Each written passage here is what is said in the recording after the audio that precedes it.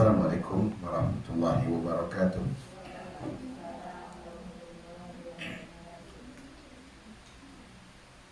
Alhamdulillahi rabbil alamin. Wabihi nasta'inu ala umuri dunya waddin. Salatu wassalamu ala nabiyyina Muhammadin wa alihi at-tahirin wa ashabihi ghurril mayamin wa man tabi'ahum bi ihsanin ila yaumiddin. Ya ayyuhalladzina amanu taqullaha haqqa tuqatih wa la tamutunna illa wa antum muslimun. Amma ba'd. Hari ini insyaallah kita masih dalam bab keutamaan akal dan juga tercelanya hawa nafsu. Tapi hari ini kita masuk dalam pembahasan tentang hawa nafsu. Faslun fil hawa. Pembahasan tentang hawa nafsu. Dan di sini kalau dilihat terjemah, maka percetakan menyebutkan hawa nafsu adalah penghalang kebaikan. Kita harus tahu dulu jamaah yang dirahmati oleh Allah Subhanahu wa taala, apa itu hawa nafsu? Apa itu hawa nafsu? Hawa nafsu atau al-hawa atau hawa itu adalah jiwa yang condong kepada syahwat. Itulah yang disebut dengan hawa. Hawa nafsu yang dibahas itu adalah hawa, yaitu jiwa yang condong kepada an-nafsu ila syahwa, mailun nafsi ila syahwa, kecondongan jiwa kepada syahwat. Inilah yang disebut dengan hawa nafsu. Kenapa dia disebut dengan hawa? Kalau kita lihat bahasa Arab, hawa yahwi artinya menjerumuskan atau menurunkan derajat. Artinya adalah orang yang mengikuti hawa nafsu akan dijerumuskan ke dalam neraka Allah Subhanahu wa taala. Makanya dia disebut dengan hawa. Nah, di sini beliau membawakan ucapan-ucapan yang sangat indah, baik dari beliau sendiri ataupun dari kalamullah, dari dalil sunnah, dan juga dari ucapan-ucapan ahlul hikmah. Saya akan coba bacakan dengan Arabnya dahulu supaya bisa kita lihat terjemahnya, disinkronkan insyaallah. Kata beliau, fa'ammal hawa fahuwa anil khairi saddun walil aqli mudadun. Adapun hawa nafsu, dia adalah penghalang kebaikan dan dia adalah lawan dari akal. Jadi orang kalau melihat pada dirinya, manusia kalau melihat pada dirinya itu, Allah Subhanahu wa taala berikan pada dirinya akal dan Allah berikan pada dirinya jiwa atau nafsu. Memberikan nafsu. Nah, kalau ternyata nafsu lebih condong, akal lebih lemah, maka nafsu tersebut akan menghalangi akal untuk memotivasi diri melakukan kebaikan. Jadi, hawa nafsu tersebut adalah lawan dari akal yang menghalangi seorang hamba untuk melakukan kebaikan-kebaikan. Tidak ada kebaikan yang terhalang yang dilakukan oleh seorang hamba kecuali di baliknya juga ada hawa nafsu. Ada hawa nafsu yang menuntut dia untuk tidak melangkah ke tempat kebaikan, dan ada hawa nafsu yang memotivasi dia untuk semangat dalam menuju tempat-tempat kelalaian. Karena itu ma'asyara jamaah yang dirahmati oleh Allah Subhanahu wa taala, akal ini adalah penghalang yang cukup kuat juga untuk menghalangi setiap hamba itu dari kebaikan-kebaikan. Karena tidak ada seorang pun yang terhalang dari kebaikan kecuali ada peran hawa nafsu di situ. Kata beliau di sini, li'annahu yuntiju minal akhlaqi qaba'ihaha wa yudhiru minal af'ali fada'ihaha. Kata beliau adalah karena akal ini, akhlak yang dihasilkan dari akal ini adalah akhlak yang buruk. Sementara perbuatan yang dihasilkan adalah perbuatan yang juga buruk. Akhlak yang dihasilkan dari hawa nafsu ini adalah akhlak yang sangat buruk, dan yang dinampakkan oleh hawa nafsu ini adalah perbuatan yang harusnya dirahasiakan. Maksudnya aib. Jadi kalau kita berjalan dengan hawa nafsu, aib kita akan dibongkar oleh perbuatan kita. Harusnya aib ditutup atau dibongkar? Ditutup. Tapi kalau orang berjalan dengan hawa nafsunya, dia berjalan dengan kecenderungan syahwatnya, maka yang nampak dari dia adalah aibnya yang harus dia rahasiakan. menampakkan perbuatan yang harus dirahasiakan, maksudnya adalah aibnya. Maka jamaah yang dirahmati oleh Allah Subhanahu wa taala, apa yang harus dilakukan? Kata beliau, wa yaj'alu sitral mur'ati mahtuka wa madkhala syarri masluka.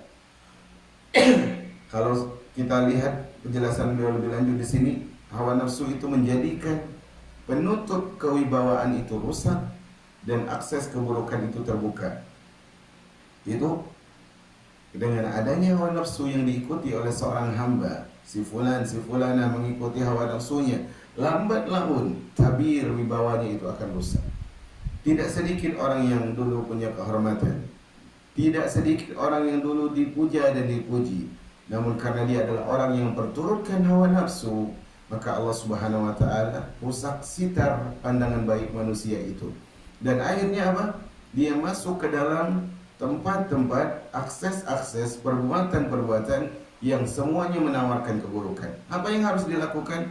Berarti kita harus rusak hawa nafsu dan kita harus tutup jalan syahwat. Agar apa? Agar wibawanya tetap ada dan agar akses kebaikan itu berlimpah. Di sini beliau membawakan ucapan Abdullah ibnu Abbas radhiyallahu taala anhuma.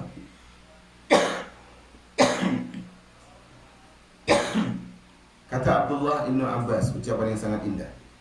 Kata beliau, al-hawa ilahun yu'badu min dunillahi ta'ala. Hawa nafsu itu adalah Tuhan yang disembah selain Allah. Hawa nafsu itu adalah Tuhan yang disembah selain Allah.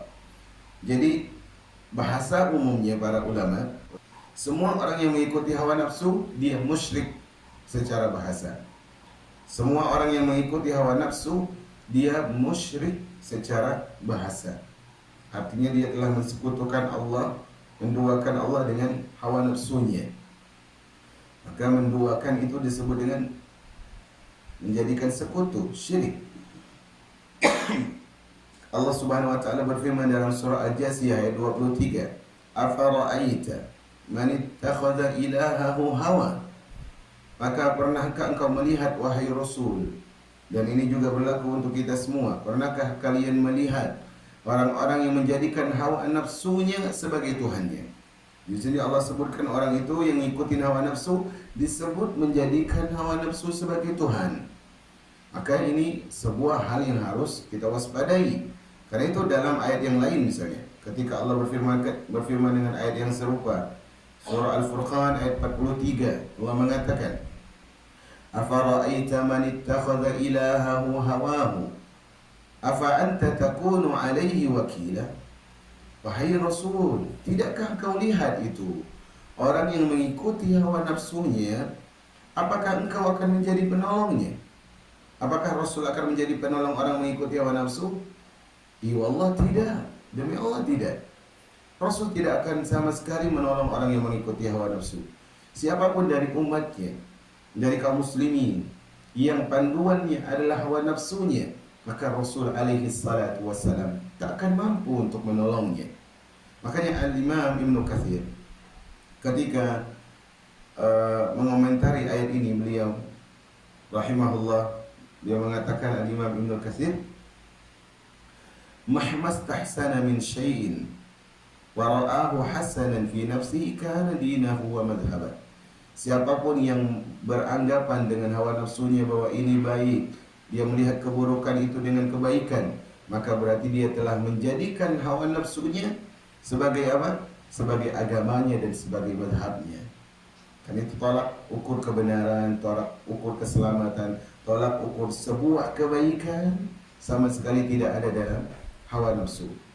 Ayat yang lain lagi yang menunjukkan buruknya hawa nafsu adalah ayat yang semisal pula di dalam surah Al-Qasas ayat 50. Surah Al-Qasas ayat 50. Allah Subhanahu wa taala menyebutkan tentang realita dari orang yang mengikuti hawa nafsu. Kenapa sih mereka itu mengikuti hawa nafsu? Kenapa sih orang itu susah mengikuti kebenaran? Allah mengatakan, "Fa in lam yastajibu lak."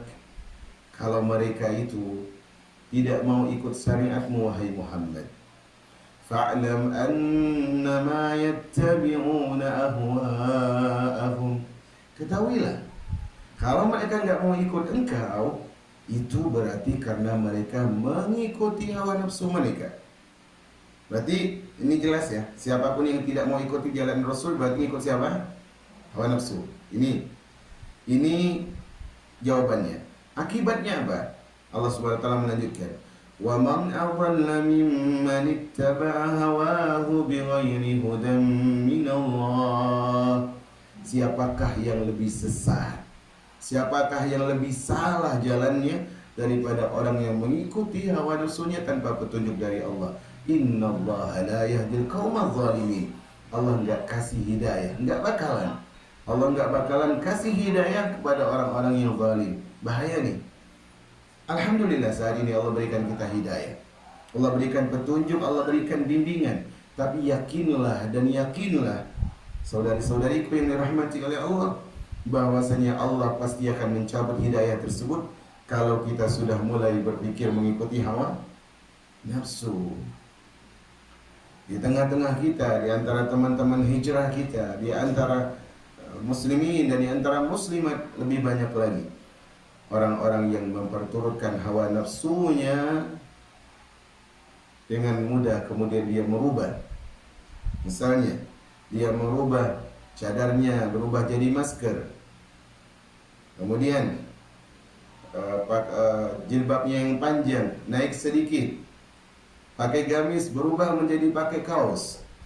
Pelan-pelan.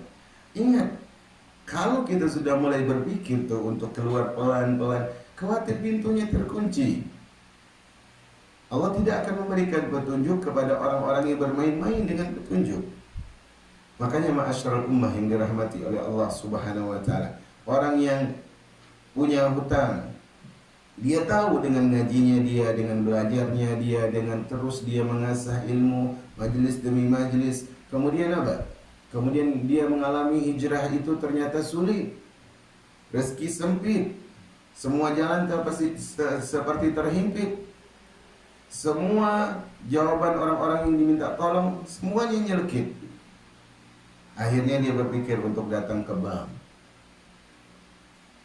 Sesungguhnya Allah tidak akan berikan petunjuk kepada orang yang mengikuti hawa nafsu. Sulit akhirnya dia. Solusinya karena dia mengambil jalan hawa nafsu.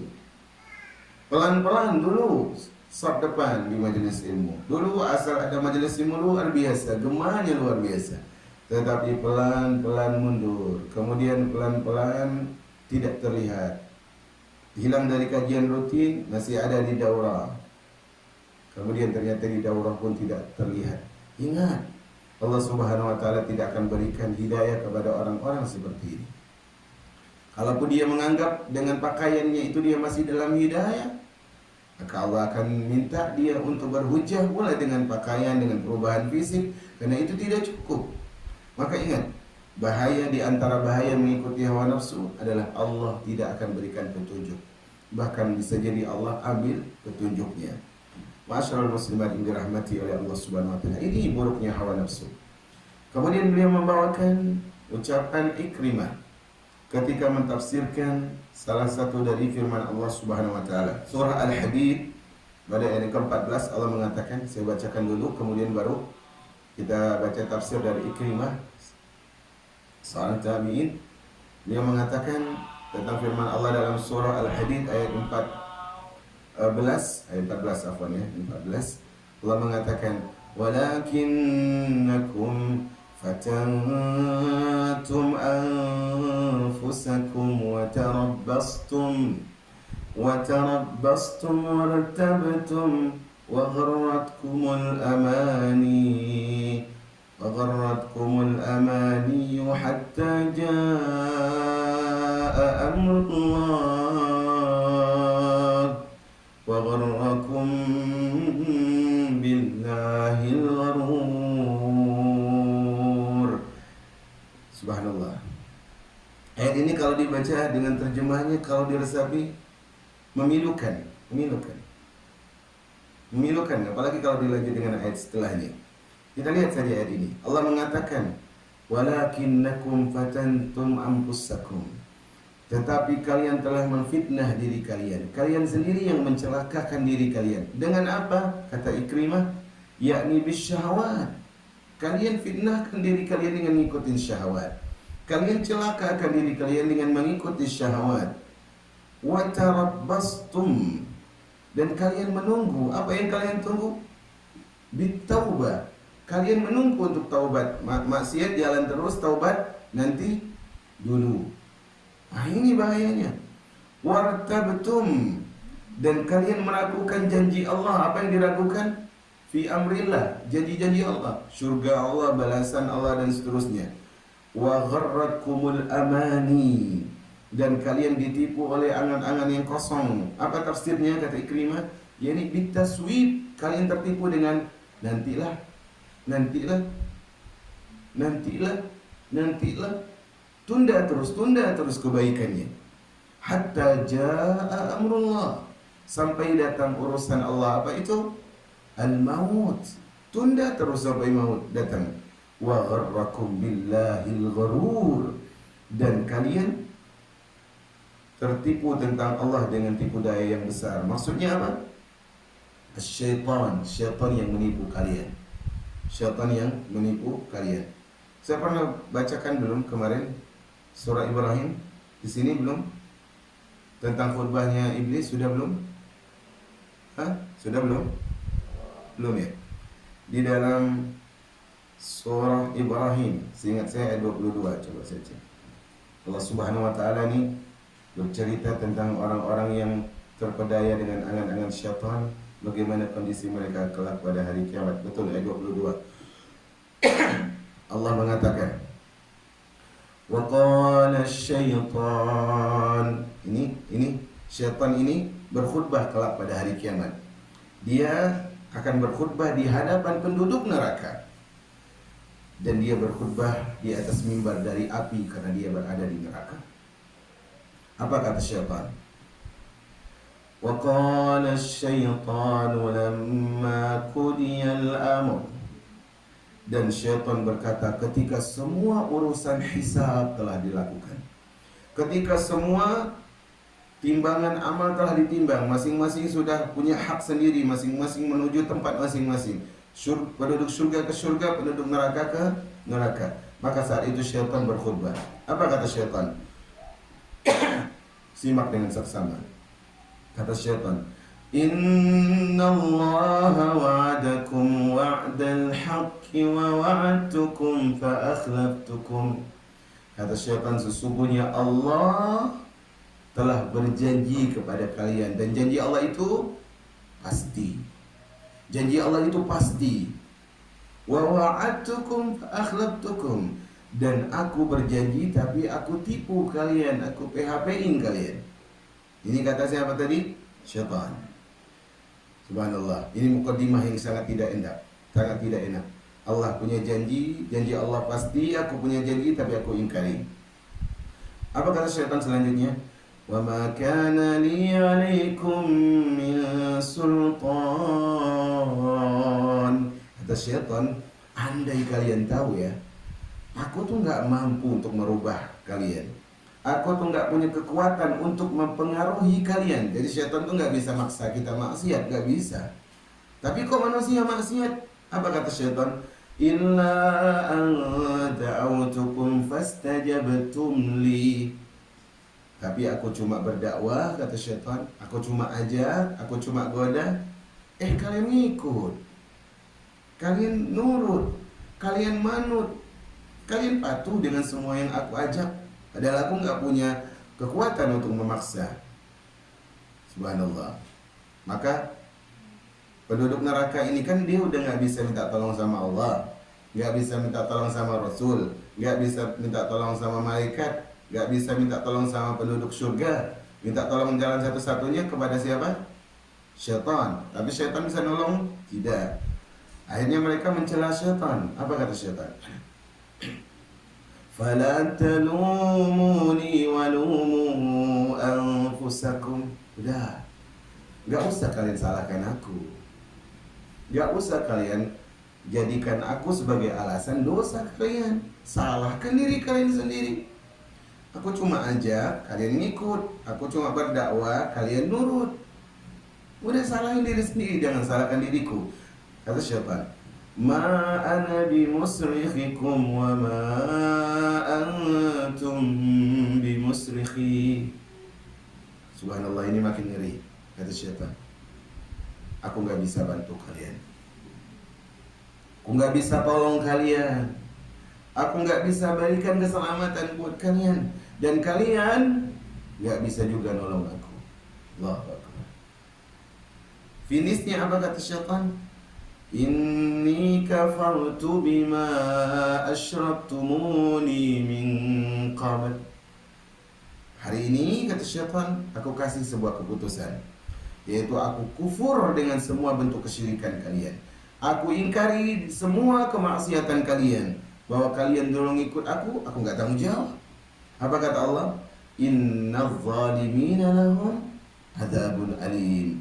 Bagi orang yang zalim, azabnya pedih. Dan di antara orang yang zalim yang mengikuti hawa nafsu. Makanya di sini ketika Ikrimah rahimahullah mentafsirkan firman Allah, wa gharratkumul amani hatta jaa amrullah wa gharrakum billahil gharur, yaitu syaitan yang memperdaya kalian. Padahal syaitan enggak punya kekuasaan. Syaitan enggak punya janji yang pasti. Syaitan cuma berikan PHP dan ternyata kita lebih suka PHP-nya syaitan daripada janji pasti Allah Subhanahu wa taala. Makanya jemaah yang dirahmati oleh Allah Subhanahu wa taala, dalam pepatah Arab disebutkan, baidatul yaum khairun min dajajatil ghad. Telur hari ini lebih baik daripada ayam tapi besok. Telur hari ini lebih baik daripada ayam tapi besok. Lebih berharga telur apa ayam? Ayam. Tapi ayamnya kapan? Besok. Telurnya hari ini. Yang lebih pasti telur. Ini bukan telur ayam dulu ya, tapi ini maksudnya kepastian yang didapatkan. Nah Allah ngasih kepastian, ya kita milihnya yang di PHP-in oleh syaitan. Makanya jamaah yang dirahmati oleh Allah Subhanahu wa taala, kita penting untuk merenung diri kita, muhasabah. Kita harus muhasabah. Makanya Allah berfirman dalam surah Al-Hasyr, kata Allah Subhanahu wa taala, Ya ayyuhalladzina amanu ittaqullaha wal tanzur nafsum ma qaddamat lighad. Wahai orang-orang yang beriman, kata Allah, bertakwalah kepada Allah. Wal tanzur nafsum ma qaddamat lighad. Dan hendaknya setiap jiwa memperhatikan apa yang dia persiapkan untuk hari esok. Surah Al-Hasyr ayat 18. Wahai orang-orang beriman, bertakwalah kepada Allah, dan hendaknya setiap jiwa memperhatikan apa yang dia persiapkan buat hari esok. Hari esok ini hari apa? Hari kiamat. Wattaqullah innallaha khabirun bima ta'malun. Bertakwalah kepada Allah. Sesungguhnya Allah itu maha tahu dengan detail segala apa yang kalian lakukan. Makanya kata Amirul Mukminin Umar bin Al-Khattab radhiyallahu anhu, kata beliau, hasibu anfusakum qabla an tuhasabu. Hisablah diri kalian sebelum dihisab oleh Allah Subhanahu wa taala. Wazinu qabla an tuzanu. Dan timbanglah amal kalian sebelum kalian ditimbang amalnya. Dan kata Umar bin Khattab, persiapkanlah diri kalian untuk hari pameran. Pameran apa? Pameran amalan-amalan yang saat itu semua dosa sekecil apapun akan dihisab oleh Allah Subhanahu wa taala. Sesungguhnya hisab hari ini di dunia lebih mudah daripada di akhirat. Makanya kata Nabi sallallahu alaihi wasallam, atau sebagian menghasankan, sebagian mendhaifkan hadis ini. Kata Nabi sallallahu alaihi wasallam, al-kayyisu man dana nafsahu wa amila lima ba'dal maut. Orang yang cerdas, orang yang kuat itu adalah orang yang dia hisab jiwanya, dia muhasabah, kemudian dia beramal untuk kehidupan setelah kematian. Oh saya banyak kurang, oh ternyata ibadah ada tapi khusyuknya kurang, sedekah ada ikhlasnya kurang, rajin ke tempat majelis ilmu rajin tempat kebaikan ada, tapi lebih semangat pada tempat-tempat kelalaian dan sebagainya. Dia hisab dirinya, kemudian dia persiapan untuk kehidupan setelah kematian. Wal ajiz, adapun orang yang lemah, manittaba'a hawahu wa tamanna 'ala Allahil amani. Dan orang yang lemah itu, kata Nabi, adalah orang yang mengikuti, menuruti hawa nafsunya, tapi dia punya angan-angan yang tinggi, punya angan-angan yang besar, dan sejatinya dia adalah orang yang lemah. Makanya dulu Al-Imam Ibnu Al-Arabi, ada alif lamnya, Ibnu Al-Arabi, beliau mengatakan bahwasanya guru-guru kami dahulu, mereka itu suka menghisab diri mereka, suka muhasabah. Bahkan guru-guru kami itu, kata Imam Ibnu Al-Arabi, mereka catat kegiatannya setiap hari. Catat. Kemudian nanti habis Isya dia muhasabah. Oh, amalan ini perlu, hari ini saya melakukan ini, oh ini butuh istighfar. Amalan ini, hari ini saya melakukan ini, oh ini butuh taubat. Amalan ini saya melakukan ini, oh ini saya butuh untuk melakukan ini dan itu. Di muhasabah. Muhasabah. Kita berharap dengan kita muhasabah di dunia jemaah, Allah Subhanahu wa taala ringankan hisab kita di akhirat. Kemudian beliau membawakan hadis, tapi ini adalah, saya tidak tahu ini asal usul hadisnya dari mana. Sepertinya ini adalah ucapan para ulama saja atau ucapan ahli hikmah. Apa ucapannya? Ta'atus syahwati da wa isyanuha dawa. Subhanallah, ini indah sekali. Mematuhi syahwat atau mematuhi hawa nafsu adalah penyakit, dan mengikut dan menyelisih hawa nafsu adalah obat. Maksiat kepadanya maksudnya adalah maksiat kepada hawa nafsu, yaitu menyelisih hawa nafsu adalah obat. Jadi itu kita harus ngerti jamaah. Kita ini kadang suka nggak minum obat itu sih? Pertanyaan nih, suka nggak minum obat? Enggak. Kalau kita nggak suka minum obat, harusnya kita lebih nggak suka dengan penyakit. Lebih nggak suka dengan penyakit. Kalau kita mematuhi hawa nafsu, mematuhi syahwat, berarti kita mengundang penyakit. Mengundang penyakit.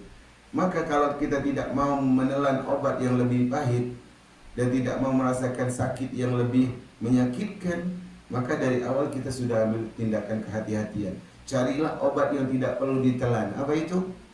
Jangan maksiat. Jangan maksiat. Ini penting jemaah yang dirahmati oleh Allah Subhanahu wa taala.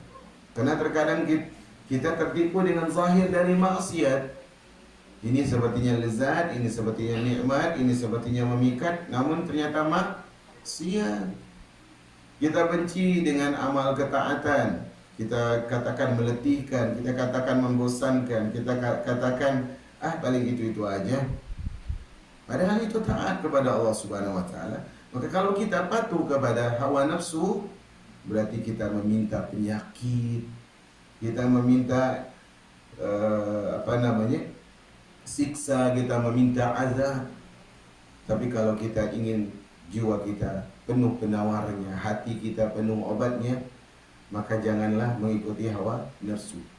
Kata Al-Imam Ibnul Mubarak rahimahur rahman, beliau mengatakan, Ra'aitu dzunuba tumitul kunuba wa qad yurisu dzulla itmanuha fatarku dzunubi hayatul qulubi wa khairun li nafsika isyanuha.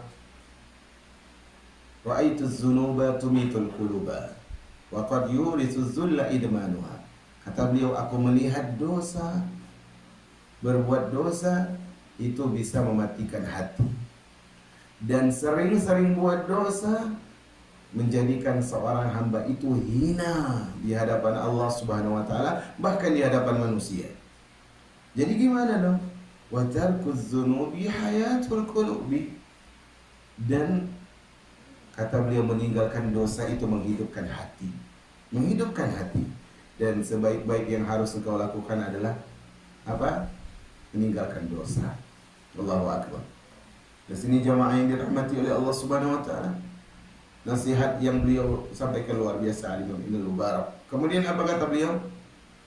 dalam kelanjutan syairnya yang artinya kata beliau, apalah artinya kelezatan yang akhirnya adalah azab dan fana, atau yang akhirnya adalah kefanaan kemudian azab. Artinya gini, orang kalau melakukan maksiat, sebagian maksiat itu ada kenikmatan atau tidak? Ada. Dia merasa puas mengikuti hawa nafsunya, dia merasa nikmat menunaikan syahwatnya. Tetapi kira-kira kelezatan maksiat itu berlanjut lama atau sebentar? Sebentar. Sementara azab lama. Apalah artinya kenikmatan sesaat, tapi apa? Azabnya lama, azabnya besar. Maka hal ini perlu kita renungi.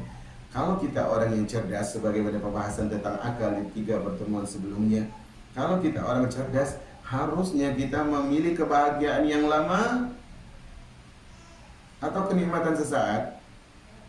Kebahagiaan yang lama. Dan itu ditawarkan oleh Allah di dalam kitabnya. Ya ayyuhalladzina amanu stajibu lillahi war rasul idza da'akum lima yuhyikum. Wahai orang-orang beriman, ijabahilah seruan Allah. Taatilah panggilan Allah, karena panggilan itu menyeru kalian kepada menghidupkan kalian. Hidup kita itu dengan ketaatan jemaah, hidup dengan ketaatan.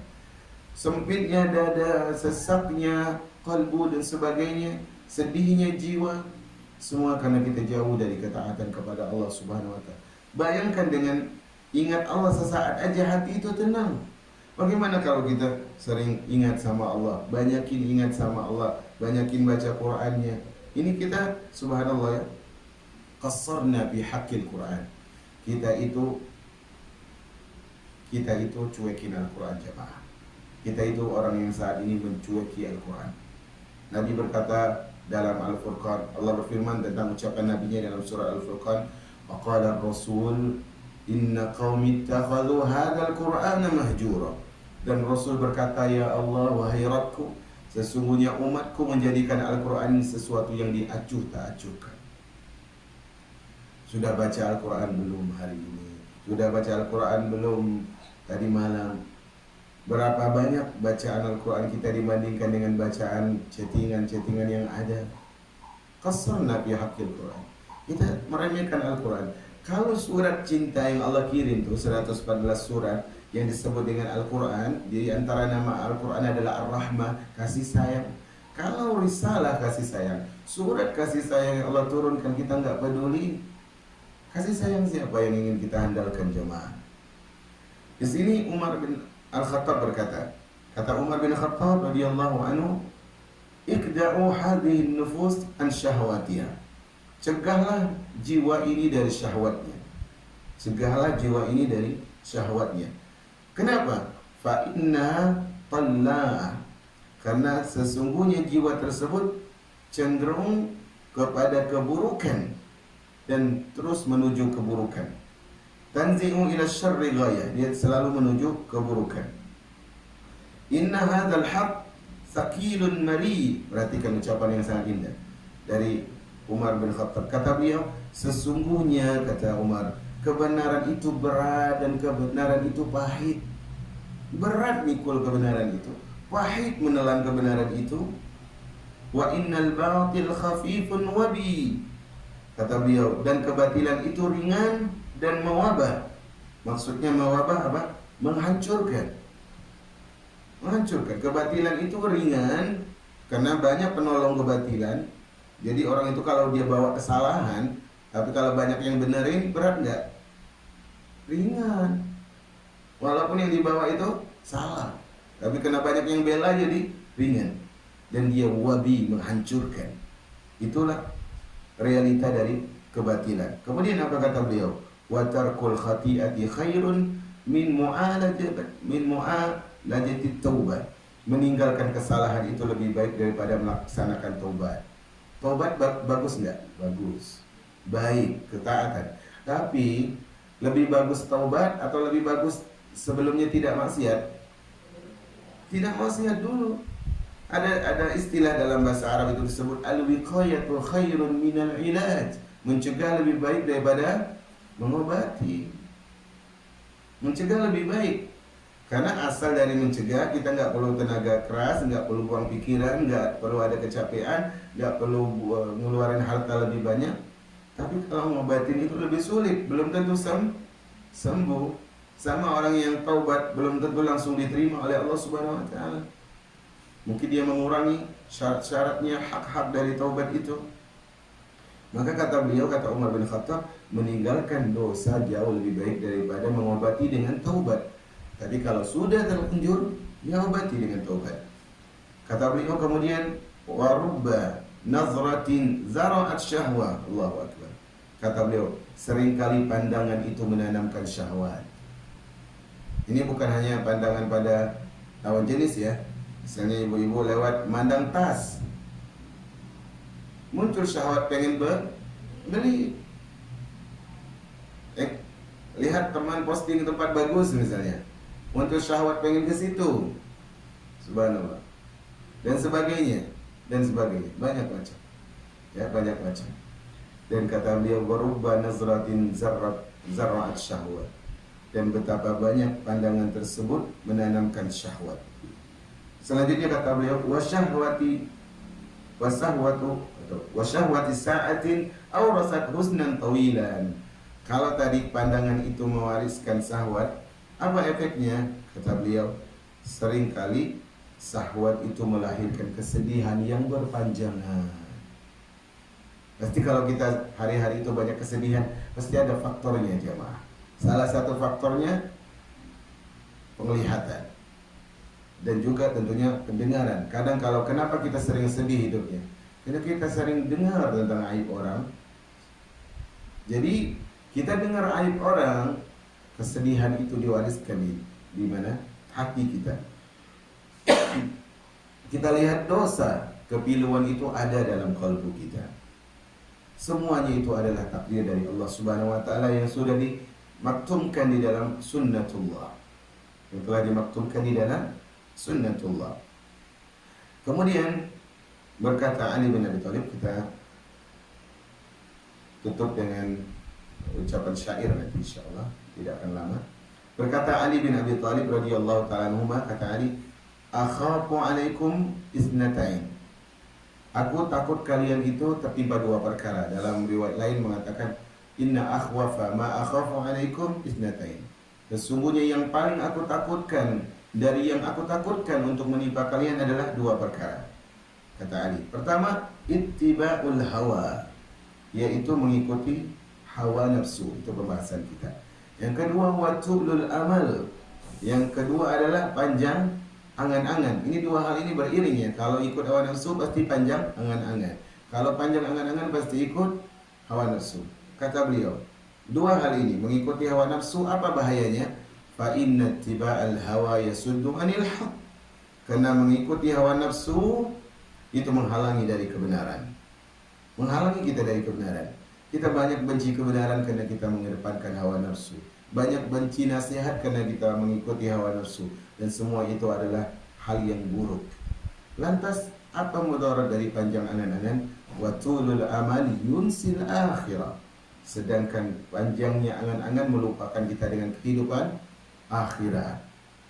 Dia pikirkan istana gimana, rumah ini makin lebar, gimana tempat tinggal ini makin tinggi. Dia lupa bahwa dia akan tinggal di tempat sempit dan kemana?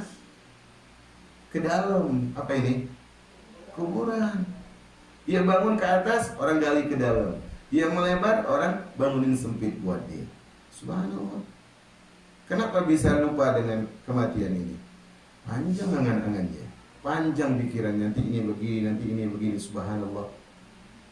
Kalau kita hiaskan kuburan kita dengan amal saleh, maka kita akan insya Allah mendapatkan kebahagiaan yang luar biasa.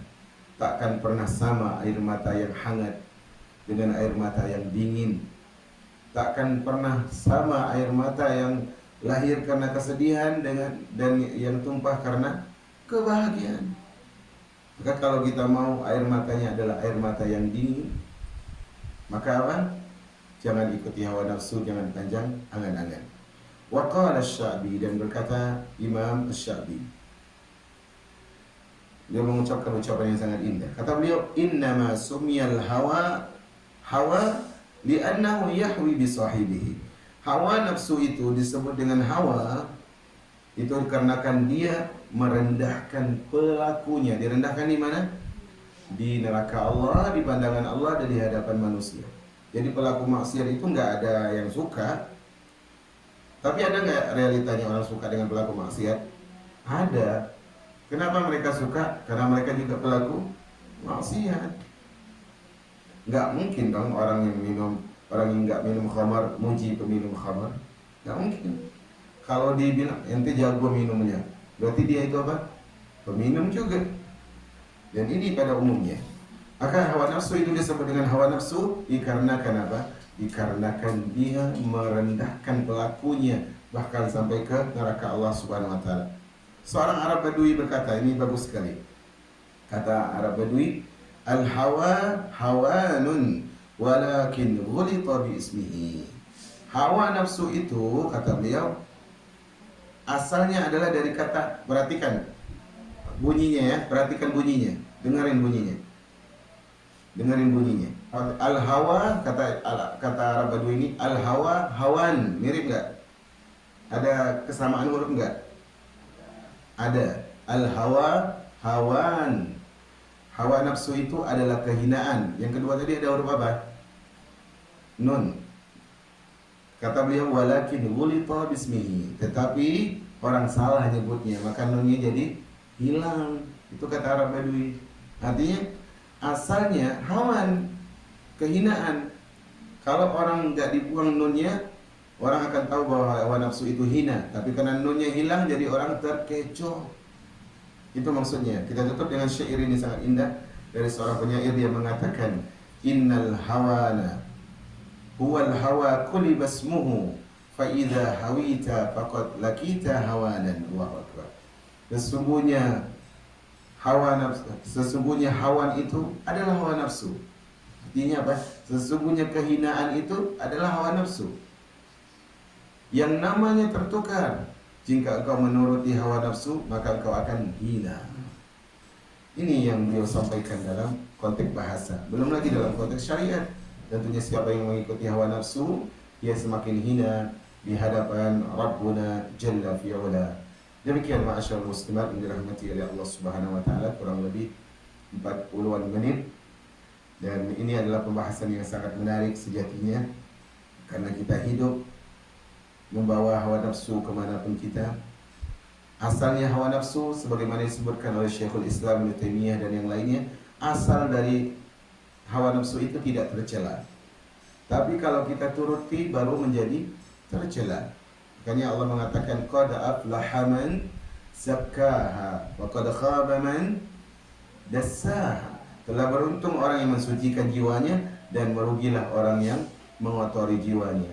Semoga Allah Jalla fi'ula menjadikan kita orang yang beruntung dengan mensucikan jiwa dan menjauhi kita dari sifat orang yang rugi karena mengotori jiwa. Wassallallahu ala nabiyyina Muhammad. Alhamdulillahi rabbil alamin.